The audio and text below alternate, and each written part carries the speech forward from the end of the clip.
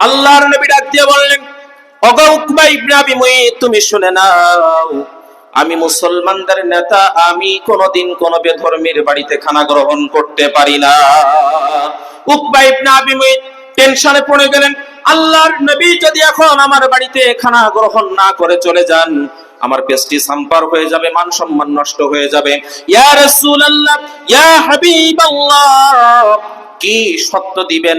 দুনিয়ার জমিনের যে কোনো সত্যের বিনিময়ে আমার বাড়িতে আপনাকে এখন খানা গ্রহণ করতে হবে। আল্লাহর নবী ডাক দিয়ে বললেন, উকবা ইবনে আবি মুঈত, তুমি যদি আমার হাতে হাত রেখে এখনই কালিমা গ্রহণ করতে পারো, তাহলে আমি কথা দিচ্ছি আমি তোমার বাড়িতে খানা গ্রহণ করব।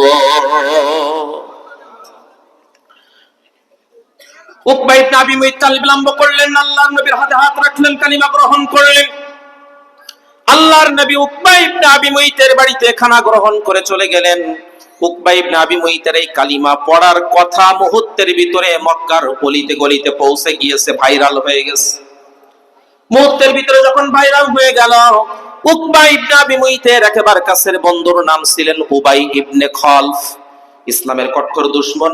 কানের ভিতর আওয়াজ চলে গিয়েছেন, কাল বিলম্ব করলেন না, লাংটা তরবারি নিয়ে ছুটতে ছুটতে উকবা ইবনে আবি মুঈতের বাড়িতে হাজির।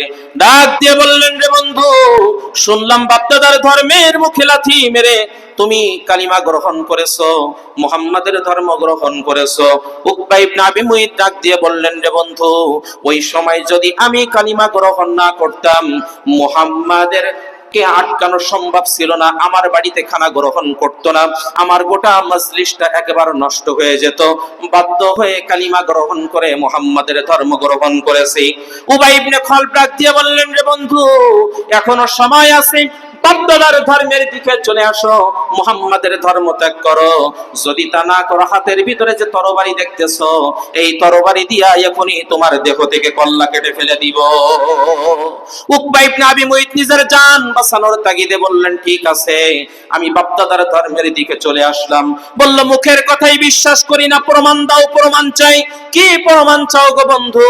যাও যাও যাও, মুহাম্মাদের সামনে চলে যাও, মুহাম্মাদের সামনে দাঁড়িয়ে মুহাম্মাদের চেহারার দিকে যদি তুমি থুতু সেটাই দিতে পারো, প্রকৃত পক্ষে বুঝে নেব তুমি মুহাম্মাদের ধর্ম ছেড়ে দিয়েছো। জোরে বলি নাউজুবিল্লাহ।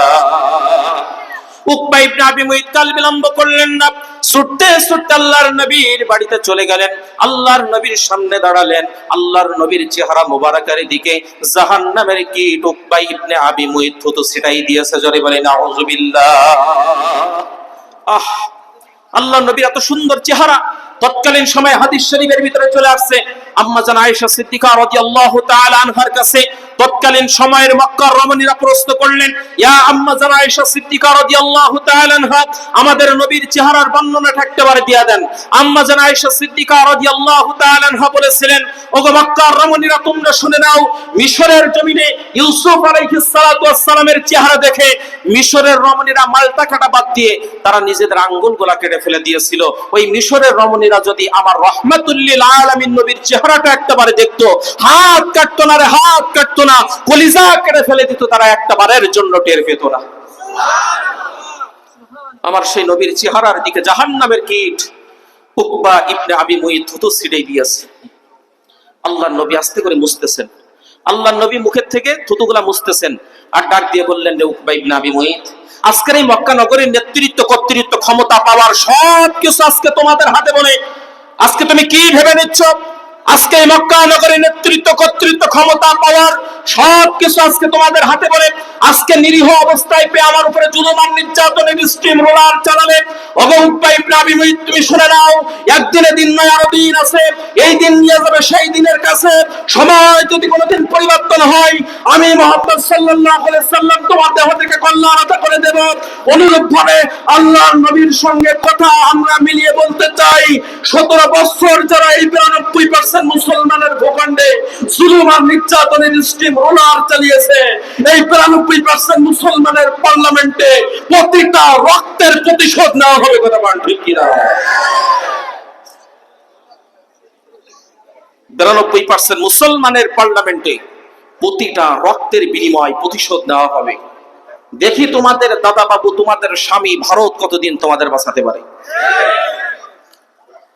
আমরা দুনিয়াতে আসছে জীবন দেওয়ার জন্য।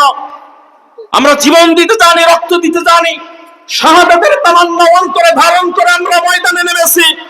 আমরা স্ত্রী সন্তানের কাছ থেকে বিদায় নিয়ে ময়দানে ইসলামী আন্দোলন করি, রক্ত দেব, জীবন দেব, কিন্তু তাগুত শক্তির এজেন্ডা এই জমিনে বাস্তবায়িত হতে দেব না। কারণ আমরা মরতেই এসেছি দুনিয়াতে।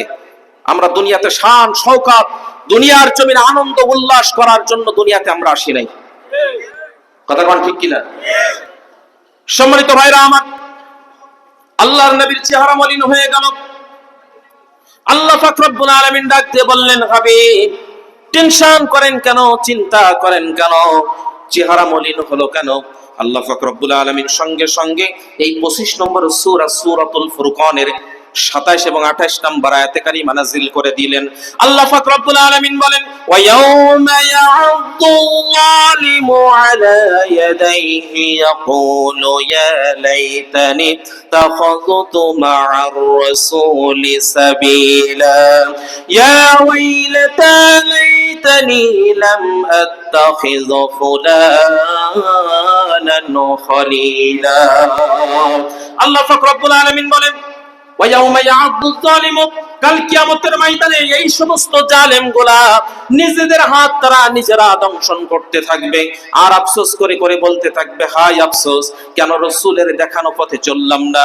ইয়া ওয়াইলাতা লাইতানি লাম আত্তাখিযু ফুলানান খলিলা, দুনিয়ার জমিনে কেন অমুককে বন্ধু রূপে গ্রহণ করলাম। দুনিয়ার জমিনে যদি অমুককে বন্ধু রূপে গ্রহণ না করতাম, তাহলে আজকে আমাদেরকে জাহান্নামী হওয়া লাগতো না। সম্মানিত হাজিরিন, তাহলে দুনিয়ার জমিনে জুলুম করবে যারা, আল্লাহ পাক রব্বুল আলামিন বলেন দুনিয়ার জমিনে লাঞ্ছিত হবে, অপমানিত হবে, কাল কিয়ামতের ময়দানে নিজেদের কৃত কর্মের জন্য তারা আফসোস করবে। আল্লাহ পাক রব্বুল আলামিন 42 নম্বর সূরা শুরা 42 নম্বর আয়াতে কারিমার ভিতরে রব্বুল আলামিন ডাক দিয়ে বলেন, ইন্নামাস সাবিলু আলাল্লাযীনা ইয়াযলিমুনান নাস ওয়া ইয়াবউনা ফিল আরদি বিগাইরিল হক উলাইকা লাহুম আযাবুন আলীম। আল্লাহ পাক রব্বুল আলামিন বলেন, কাল কিয়ামতের ময়দানে শুধুমাত্র তাদের বিরুদ্ধেই ব্যবস্থা গ্রহণ করা হবে যারা দুনিয়ার জমিনে সীমা লঙ্ঘন করেছে, অর্থাৎ দুনিয়ার জমিনে জুলুম করেছে। অত্র আয়াতে কারিমার আলোকে আল্লামা যাহাবী রাহিমাহুল্লাহর কিতাবুল কাবায়ের থেকে শিক্ষা নেওয়ার জন্য ছোট্ট একটি ঘটনা আমরা এখানে অ্যাড করতে পারি। আল্লামা যাহাবী রাহিমাহুল্লাহ তার কিতাবুল কাবায়েরের ভিতরে তিনি বর্ণনা করেন, আমি একদিন পথ দিয়ে যাচ্ছিলাম, পথিমধ্যে 3 রাস্তার মোড়ে দেখি এক যুবক গায়ের ভিতরে চাদর দিয়ে আবৃত করা। ওই যুবক মানুষদেরকে হাত ছানি দিয়ে দিয়ে ডাক দিয়ে বলতেছে, ওগো দুনিয়ার মানুষেরা, দুনিয়ার জমিনে তোমরা জুলুম করো না, অন্যায় ভাবে সীমা লঙ্ঘন করো না, আমার মতো ক্ষতিগ্রস্ত তোমরা হয়ে যেও না। এভাবে করে মানুষদেরকে আহ্বান করতেছে। আল্লামা যাহাবী রাহিমাহুল্লাহ তিনি বলেন, যুবকের কাছে প্রশ্ন করলাম, রে যুবক, দুনিয়ার জমিনে এমন কি ঘটনা তোমার সঙ্গে ঘটেছে যার কারণে তুমি মানুষদেরকে জুলুম থেকে বেঁচে থাকার জন্য সাবধান করতেছো? যুবক ডাক দিয়ে বললেন, রে পথিক, জানি না আপনার পরিচয় কি, কোথা থেকে এসেছেন তাও জানতে চাই না, কিন্তু আমার জীবনে এমন একটা ঘটনা সাক্ষী হয়ে রয়েছে যেই দিনের পর থেকে আজ পর্যন্ত দুনিয়ার মানুষদেরকে জুলুম থেকে বেঁচে থাকার জন্য আমি সাবধান করি। আল্লামা যাহাবী রাহিমাহুল্লাহ ডাক দিয়ে বললেন, রে যুবক, কি এমন ঘটনা তোমার জীবনে ঘটেছে একটু জানতে চাই। এবার যুবক বর্ণনা করা শুরু করলেন, ও পথিক, আমি ছিলাম সমাজের ভিতরে একটু নেতা কোয়ালিটির মানুষ। আমার নেতাগিরির জ্বালাই জমিনের ভিতরে আমার পা পড়তো না। আমার নেতাগিরির জ্বালাই সমাজের মানুষগুলা ভালোভাবে শান্তিতে বসবাস করতে পারতো না। ছিল না এমন পাতি নেতা? তাদের উৎপাতের জ্বালায় আমরা ঠিক মতো চলাচল করতে পারতাম না। আমি ওয়ার্ড সভাপতি, ও মনে হইতে না প্রাইম মিনিস্টার হয়ে গেছে। ওয়ার্ড সভাপতি, বাবা, ছাত্র লীগের ওয়ার্ড সভাপতি। কি গরম! কোথায় সেই গরম, কোথায় সেই জালেম? কত বড় জালেম! তাফসীর মাহফিল গুলাতে এসে মুখের থেকে মাইক গুলা কেড়ে নিত, বক্তার বাবা মা তুলে গালি দিত, বক্তাকে পিটান পর্যন্ত খাওয়া লাগছে শুধুমাত্র গায়ের এই তেজ দেখানোর কারণে। আল্লাহ জালেমকে ছাড় দেন কিন্তু ছেড়ে দেন না। কথা কন। সম্মানিত ভাইরা আমার, যুবক ডাক দিয়ে বলেন, নেতাগিরির জ্বালায় সমাজের মানুষ সুস্থ হালে বসবাস করতে পারতো না। পথ দিয়ে যাচ্ছিলাম, নদীর কিনারায় দেখি একটা জেলে মাছ ধরতেছে। তার কিনারায় যখন চলে গেলাম, দেখলাম তার পাতিলের ভিতরে বড় আকৃতির একটা মাছ। জেলেকে ডাক দিয়ে বললাম, রে জেলে মাছটা আমার হাতে উঠায় দে। জেলে ডাক দিয়ে বলল, রে ও যুবক, সকাল থেকে নিয়ে শুরু করে নদীর ভিতরে জাল বেয়ে বেয়ে একটাই মাত্র বড় মাছ আমার জালের ভিতরে ধরা পড়েছে। মাছটা নিয়ে বাজারে যাব, বিক্রয় করব, সদাই কিনবো, গোটা পরিবার সেগুলো ভক্ষণ করে রাত্রি যাপন করবে। তুমি যদি মাছটা নিয়ে নাও, গোটা পরিবার সারাটা রাত উপোস করবে। আমার সঙ্গে এত বড় জুলুম তুমি করো না গো নেতা। যুবক ডাক দিয়ে বলেন, কলিজার ভিতরে চুল পরিমাণ দয়া মায়া হলো না। মাছের গালের ভিতরে আঙ্গুল ঢোকায় দিলাম, কানকুর ভিতরে আঙ্গুল ঢোকায় দিলাম, টানতে টানতে বাড়ির উদ্দেশ্যে রওনা হয়ে গেলাম।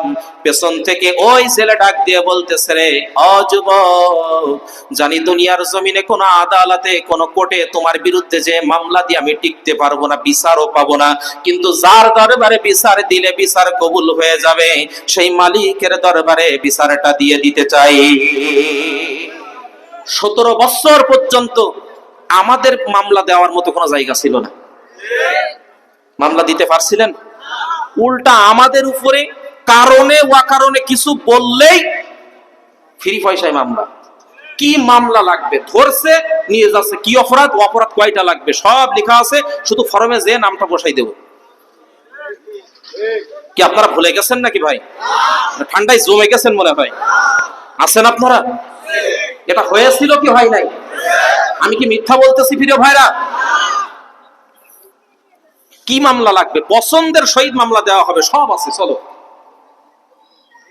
সম্মানিত ভাইরা আমার, জেলে ডাক দিয়ে বললেন, যার দরবারে বিচার দিলে বিচার কবুল হয়ে যাবে, সেই মালিকের দরবারে বিচারটা দিয়ে দিতে চাই। বিচার দিয়ে দিলেন। ওই যুবক যখন বাড়ির উদ্দেশ্যে মাছটা নিয়ে যখন রওনা হয়ে গেলেন, প্রতিমধ্যে অসতর্কতাবশত আঙ্গুলের ভিতরে দাঁতের একটা আল বসে গেল, মাছের একটা দাঁতের আল বসে গেল। বাড়িতে চলে গেলেন সালামের স্ত্রীর সামনে, মাছটা ফেলে দিয়ে ডাক দিয়ে বললেন, প্রাণের বিবি, মাছটা সুন্দর করে পরিষ্কার করে রান্না করবা, রাতে কিন্তু তুমি আর আমি মজা করে খাবো। দুনিয়ার জমিনে এমনও জালেম ছিল, দোকানে বাকি খেয়েছে, টাকা চাইতে গেলে মামলার ভয় দেখিয়েছে, টাকা দেয় নাই। মানে বাবার সম্পত্তি। আঙ্গুলের ভিতরে যখন মাছের দাঁতের আল বসে গেল, যন্ত্রণা যন্ত্রণা যন্ত্রণায় পাগল পারা হয়ে যাচ্ছে। মাছ আর রাতে খাওয়া হলো না। খুব সকালবেলা পার্শ্ববর্তী কমিউনিটি সেন্টার সদর হাসপাতালে চলে গেলেন, এমবিবিএস ডাক্তারে দেখালেন। পরীক্ষা নিরীক্ষা করে ডাক দিয়ে বললেন, ওগো যুবক, তোমার আঙ্গুলের ভিতরে এমন এক ধরনের জীবাণু প্রবেশ করেছে, আঙ্গুল যদি এখনই কেটে বাদ না দেওয়া হয় তাহলে পছন ধরতে পারে, আস্তে আস্তে করে হাতের ভিতরে পছন ঢুকতে পারে। আঙ্গুল কেটে ব্যান্ডেজ করে দিয়ে দিলেন।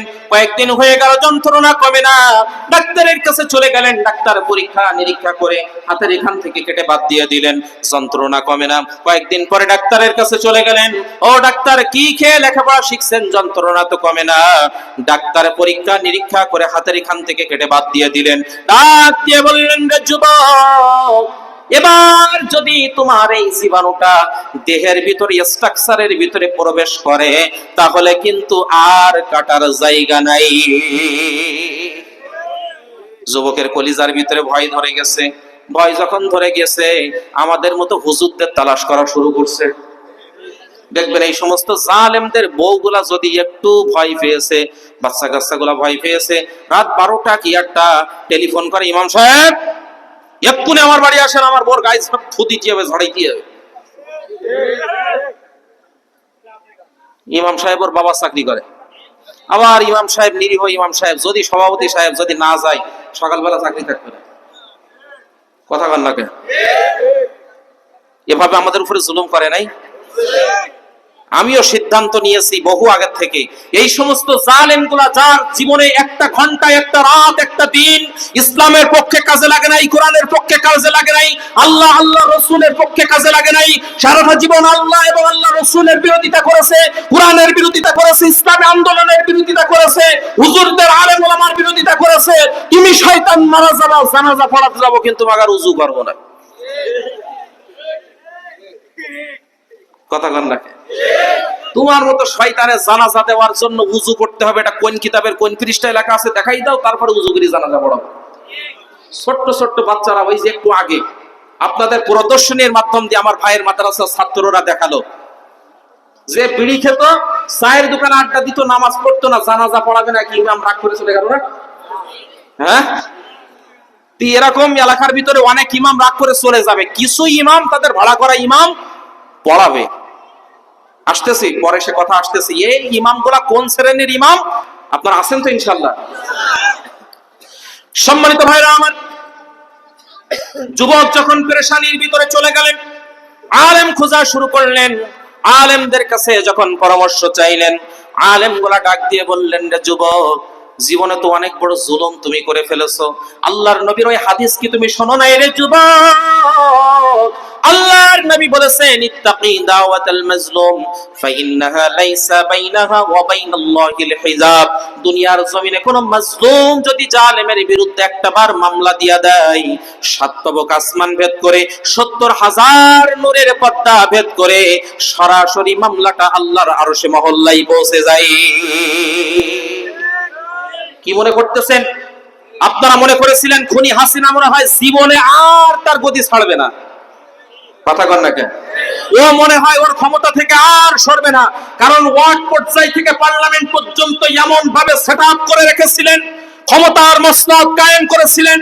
আমরা বিশ্বাস করে নিয়েছিলাম, মনে করেছিলাম হয়তোবা আর এই জালেমকে সরানো যাবে না, কিন্তু আল্লাহ বলেছেন মাতা নাসরুল্লাহ, আল্লাহর সাহায্য অতি সন্নিকটে। ওই সমস্ত কারাগারের ভিতরে মাজলুমদের বদদুয়া ওই খুনি হাসিনার জন্য কাল হয়ে জালেমের মস্তককে খান খান করে দিয়েছে। বলবেন ঠিক কিনা? কারাগারের ভিতরে মাজলুম গুলা তাদের বিবি থাকার পরেও তারা বিধবার মতো জীবন যাপন করেছে, সন্তানেরা পিতা থাকার পরেও ইতিমের মতো জীবন যাপন করেছে। কি মনে করতেছেন মাজলুমের চোখের ফোঁটা, প্রতিটা ফোঁটা পানি আল্লাহ পাক রব্বুল আলামিন খুনি হাসিনার মস্তককে খান খান করার জন্য উল্লেখযোগ্য মাধ্যমের হিসাবে কাজ করেছে। সম্মানিত ভাইরা আমার, যুবক এবার বর্ণনা করতেছেন, আমি ছেলেকে খোঁজা শুরু করলাম, ছেলেকে পেয়ে গেলাম, পা জড়িয়ে ধরে হাউমাউ করে কাঁদা শুরু করলাম। আমি যখন হাউমাউ করে কেঁদে তার কাছ থেকে মাপ চাইলাম, জেলে মাফ করে দেওয়ার পরের থেকে আমি যে শান্তির পরশ পেয়েছি, সেই দিনের পর থেকে আজ পর্যন্ত আমি কারোর উপরে জুলুম করি নাই। মানুষদেরকে জুলুম থেকে বেঁচে থাকার জন্য আমি সাবধান করি।